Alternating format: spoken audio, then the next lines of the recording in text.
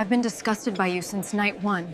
That's when I realized she wasn't breaking my heart, she was breaking a case. My name is Daniel Ross. I'm 45 years old, and for the last 15 years, I've been an assistant district attorney with a perfect courtroom record. I have a reputation for breaking liars like dry twigs. I prosecute criminals, expose corruption, and deliver justice with surgical precision, but nothing. Nothing prepared me for the betrayal waiting for me across the table at my own anniversary dinner. The restaurant was perfect. Soft jazz, candlelight, 2 glasses of champagne. An expensive gift I just placed around my wife's neck. It was supposed to be a celebration. Instead, Sofia looked me dead in the eye and said, loud enough for half the restaurant to hear, "I've been disgusted by you since our first night." People stared. The waiter froze, but I just smiled. Not out of shock, but out of recognition. The puzzle pieces I'd been collecting for months had finally clicked into place. The picture they formed was worse than I could have ever imagined. Sofia Winter's brilliant political strategist, queen of spin, the architect of public lies, had finally shown me her truth. And in that moment, my instincts shifted. I stopped being her husband. I became the prosecutor. She hurled insults across the table, calling me rigid, self-righteous. Then she praised James Holloway, her star political client, the same man I'd been investigating for corruption for the last 2 years. When she slipped, revealing details she should never have known, everything crystallized.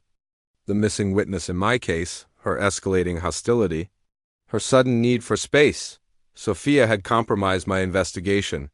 She blackmailed my key witness, Martin Ramirez, by leveraging his daughter's immigration status information she could only have gotten by hearing me talk in my sleep. She used me. She weaponized my vulnerability and undermined justice, all for her own personal gain. The drive home was silent. She tried to frame it as just politics, not betrayal. But when we stepped onto our porch, I told her, "Politics doesn't exempt you from the law." She asked if that was a threat. I told her it was a promise. The next morning, I began the most painful investigation of my life against my own wife. I sifted through Holloway's campaign finances, tracing money through a web of shell companies.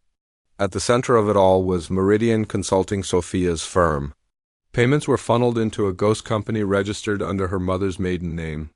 That company then paid an immigration law firm that suddenly became very interested in my witness's daughter. This wasn't a coincidence. It was a conspiracy. I flipped one of her colleagues, a terrified campaign manager who spilled everything once he realized immunity was his only way out, then her accountant, then her private investigator. One by one, the people she trusted traded her for their own freedom. Meanwhile, at home, Sofia played the innocent spouse. Soft dinners, neutral tones, feigned concern. She thought I was just retreating into work to avoid our problems. She had no idea I was dismantling her entire empire, piece by piece. 3 weeks later, I officially recused myself from the Holloway case and shifted my focus to witness tampering and obstruction, the case that pointed directly at my wife. Then the final piece arrived. Ramirez resurfaced in Arizona. He was terrified, but he was ready to talk. The next morning, the law moved. Arrest warrants were executed. Holloway was taken in handcuffs during debate prep. But when I asked for Sofia, her assistant said she'd called in sick. She was running. We traced her to a hotel, but missed her by minutes. She vanished like smoke. Passport unused, credit cards silent, phone dead. She was just too good at disappearing. Then came the call. "You should see your face on TV," she said, her voice calm, almost amused. She claimed she'd outsmarted me, that I'd never prove anything without her, but she made one mistake, she called. The trace gave us a broad region, but the hunt stretched for months. A sighting in Vancouver, another in Mexico City, then Buenos Aires. Every time we got close, she was gone. Then she sent a flash drive and a letter. For when you're ready to know the whole truth, what she revealed rewrote everything. The Holloway scandal was just the surface. Sofia had spent years infiltrating a deep political network of shadow operatives manipulating elections. She claimed she wasn't protecting Holloway for loyalty, but because she needed access to the bigger players. And she sent real evidence.